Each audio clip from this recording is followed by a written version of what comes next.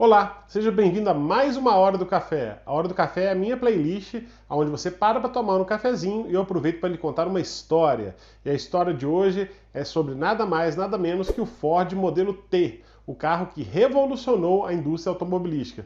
Ou talvez o carro que criou a indústria automobilística.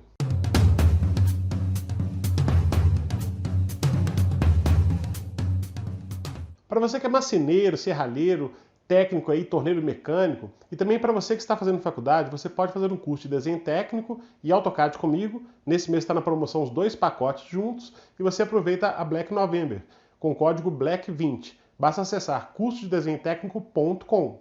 O Ford Modelo T, ou como era conhecido aqui no Brasil, Ford Bigode, é o responsável pelo início da era do automóvel. O Modelo T foi o primeiro carro a ser realmente produzido em massa, por um processo que revolucionou a indústria automobilística. Conhecemos esse processo como Fordismo. Por 40 anos ele foi o carro mais vendido em todo o mundo, em toda a história, só sendo desbancado pelo Fusca em 1972. E se você não conhece a história do Fusca, você pode clicar no link aqui em cima e assistir o episódio sobre a história do Fusca, o Fusquinha. Como você pode ver, o nosso vídeo está muito legal. Então se inscreva no canal, ative as notificações para saber quando chegam novos vídeos como esse e também dê o seu like, compartilhe, comente. Tudo isso vai ajudar o nosso canal a crescer. A gente precisa da sua ajuda. Divulgue aí nas suas redes sociais. Isso vai nos ajudar a crescer o canal, a manter a produção de qualidade de conteúdo e, claro, você não gasta nada com isso. Não podemos falar do modelo T sem antes falar do filho de William Ford e Mary Liggott.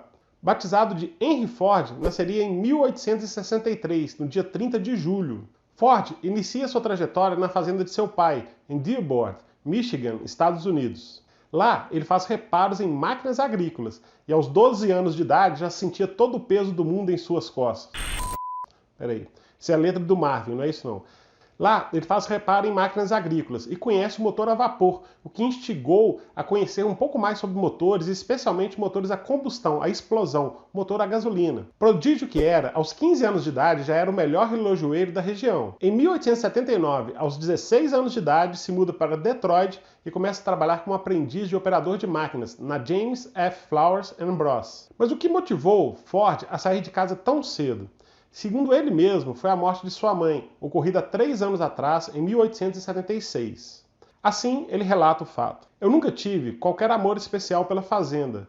Era minha mãe, a presença dela na fazenda que eu amava. Contudo, ele volta para a fazenda do seu pai e começa a aprender a operar motores a vapores portáteis. Neste mesmo ano, ele começa a consertar locomóveis na companhia Westinghouse Farm.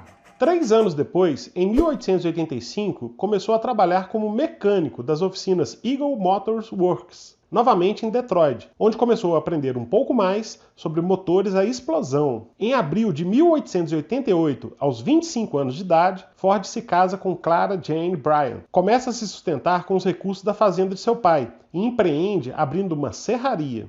Por volta de 1890, em Detroit, Ford se torna engenheiro maquinista na companhia Edison Illuminating. Apenas 3 anos depois, em 1893, ele seria promovido a engenheiro-chefe. Isso faz com que ele ganhe mais, tenha mais recursos e possa se dedicar aos seus estudos, às suas pesquisas com motor a gasolina, motor a explosão. Isso permite que ele construa o seu próprio carro, o quadriciclo, de 1896. Em 1899, ele abre sua primeira fábrica de carros, a Automobile Company, a DAC. Porém, produzindo carros de baixa qualidade e com alto custo, ele viria a falir apenas 2 anos depois. Isso nos traz uma pequena lição. Falhar é humano, é de todo mundo. Até as pessoas mais incríveis já falharam um dia. E falhar é também o quê? Um aprendizado. Talvez o problema não esteja em errar, talvez o problema esteja em não aprender com o erro. Em 1903, com a ajuda de outros investidores, ele cria uma nova empresa, a Henry Ford Company. Ele resolve desenvolver então carros de corrida, carros para velocidade, para dar visibilidade para a empresa.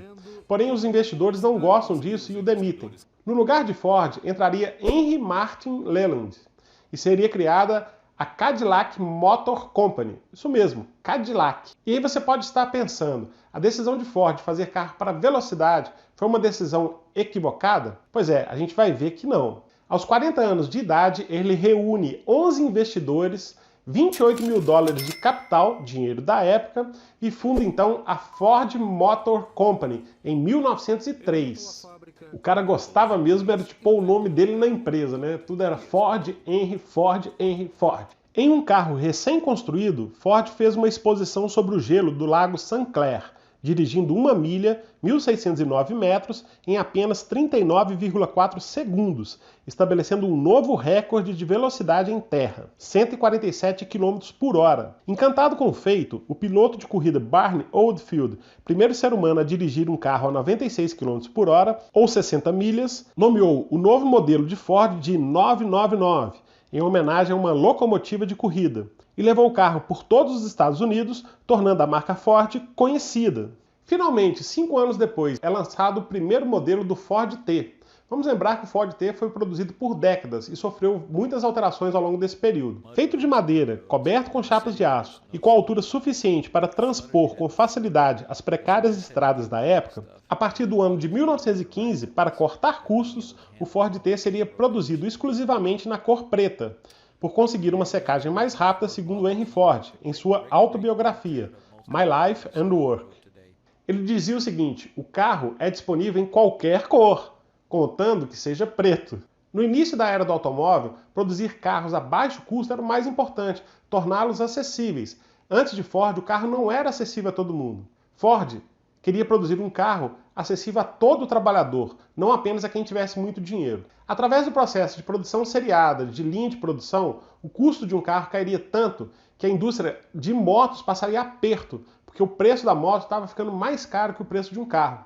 Os bancos do modelo T não tinham regulagem, e no forro eram utilizados tecido e veludo, variando de acordo com as carrocerias que a linha T possuía: picapes, caminhonetes, cupês e sedãs. O volante ficava do lado esquerdo e era considerado leve em comparação aos concorrentes. No painel existia um amperímetro e um odômetro. O carro era dotado de um sistema de marcha semiautomático, em vez da caixa tradicional com engrenagens cilíndricas, que eram ruidosas e se desgastavam facilmente. O T adotava engrenagens epiciclodais, assim como as de transmissão automática. Possuía 2 marchas para frente e uma marcha ré, selecionadas por meio do pedal do carro. Para funcionar, o freio de mão deveria estar na posição correta. O acelerador ficava em uma alavanca junto ao volante, que formava par com outra, para ajustar o avanço da ignição. As 2 alavancas opostas formavam a figura de um bigode, o que levou o T a ser chamado aqui no Brasil de Ford Bigode.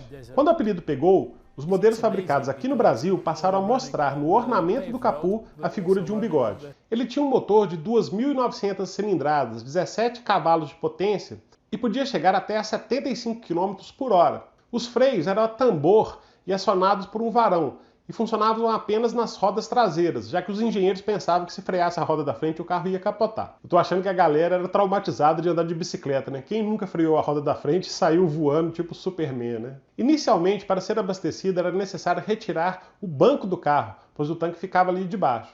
Posteriormente, esse erro foi corrigido, esse erro de projeto, e o carro pôde ser abastecido por fora mesmo. Uma curiosidade é que faróis e buzinas eram opcionais, quer dizer, não eram obrigatórios, eram oferecidos como acessórios. O carro também não possuía partida elétrica, a partida era feita manualmente, que era um processo bastante complicado e até mesmo inseguro, perigoso. Já falamos sobre isso nesse episódio aqui que você pode assistir sobre o carro elétrico. O Ford T ganha logo a fama de ser seguro, confiável, fácil de arrumar e barato. O que você vai querer mais? Entre os seus proprietários estavam o cientista Thomas Edison, os atores de Hollywood Will Rogers, May Pickford e Douglas Fairbanks. Vamos lembrar que o modelo evoluiu bastante, o que era acessório passou a entrar de linha e houveram várias outras mudanças. E agora vem a parte mais interessante, na minha opinião, é quando a indústria realmente é revolucionada, em 1913. Baseado nos trabalhos de Henry Fayol, do estudo de tempos e movimentos, e das indústrias americanas da Singer e da Colt, que já produziam em série, Henry Ford revoluciona a indústria automobilística entrando com a linha de produção. Não era apenas um carro que era feito em sequência, mas também a própria carroceria do carro andava durante o processo de produção e o funcionário, o montador, ia acompanhando aquele processo. Assim, entravam peças de um lado e saíam carros prontos do outro. O custo de produção seria extremamente reduzido e o carro finalmente se tornaria acessível à classe baixa, ao operário. Aquele que montava o carro poderia então comprar o carro que ele mesmo estava montando, o que era no passado recente impossível. Antes desse sistema de produção, um operário era responsável pela produção de todas as etapas. Com as mudanças, grupos de operários eram responsáveis por etapas distintas. Henry Ford criou um engenhoso sistema de esteira, que movimentava o carro em produção em frente aos operários, para que cada um executasse a sua tarefa. Esse sistema traria para a empresa outras vantagens estratégicas. No passado, a pessoa dominava uma série de processos. Portanto, trocar um funcionário não era fácil. Ele dominava vários processos, várias técnicas, e para treinar outra pessoa seria muito difícil. Mas dessa forma, dividindo o trabalho em pequenas etapas cada vez menores, a pessoa só tinha que fazer uma coisa simples, uma tarefa simples, de forma repetitiva. Assim, seria fácil substituir o funcionário se necessário. Existem, claro, várias críticas a esse modelo, que trariam outros problemas aos funcionários, que passavam a fazer uma atividade mais monótona, tinha problema de lerca, lesão por esforço repetitivo, e talvez a crítica mais ácida dele seja o filme Tempos Modernos, de Charlie Chaplin. Se você não viu, com certeza algum professor seu já falou: você já viu Tempos Modernos? Você lembra de Tempos Modernos? Você já viu Tempos Modernos? Se você não viu, veja, nem que seja para quando a pessoa te falar: você já viu Tempos Modernos? Você já. A partir de 1914, ele oferece $5 por dia de trabalho. Era mais ou menos o dobro do que a pessoa ganharia em qualquer outra fábrica.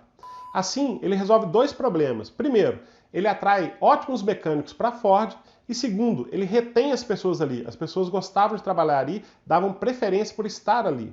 Não quer dizer que no futuro eles não teriam problema com o sindicato, mas isso vai ficar para um outro vídeo, para uma outra história, para um outro cafezinho. E além de ganhar com produtividade, ele reduziria o custo com treinamento. Ford passa a chamar isso de salário-motivação, ou Wagmotiv. A Primeira Guerra Mundial explode exatamente nesse ano, 1914, e o Ford T seria usado para vários fins, inclusive como ambulância. Pode-se dizer que a história da indústria automobilística começa nesse momento, quando finalmente o carro é confiável, é barato e é seguro. Ford escreveu essa história. Para se ter uma ideia da redução do custo de produção, o primeiro modelo T era vendido por $850, dinheiro da época. O último, que foi produzido em 1927, saiu da fábrica por $290, quase um terço do valor. Ainda era um preço alto para o trabalhador comum, mas se comparado com a concorrência, era baratíssimo e era um carro bom, um carro seguro, um carro confiável. Se pensarmos em termos de design da época, era o que havia de mais moderno. É como a gente falar hoje de Tesla, é como a gente falar hoje dos carros mais modernos que a gente encontra no mercado. Em 1919, a Ford foi o primeiro fabricante de carro a se instalar no Brasil, fazendo justamente o Ford modelo T. No ano seguinte, em 1920, metade dos carros em circulação no mundo eram da Ford. Isso chama-se market share ou fatia de mercado. Eles tinham simplesmente metade do mercado mundial automobilístico. Depois de comemorar 15 milhões de unidades vendidas, Henry Ford resolve lançar mão do modelo T e desenvolver uma nova geração de produtos. Vários outros carros icônicos seriam produzidos por ele e pelo seu filho. A Ford é uma famosa fábrica mundial que tem diversos projetos espetaculares e vamos falar, claro, com certeza, em outros episódios. Como reconhecimento a seu impacto sem igual na história automobilística, o modelo T foi eleito o carro do século pela Global Automotive Elections Foundation no ano de 2000, por um júri de 132 jornalistas de 33 diferentes países. Espero que você tenha gostado do vídeo de hoje, gostado da história de hoje e espero vê-lo semana que vem no próximo vídeo. Um grande abraço!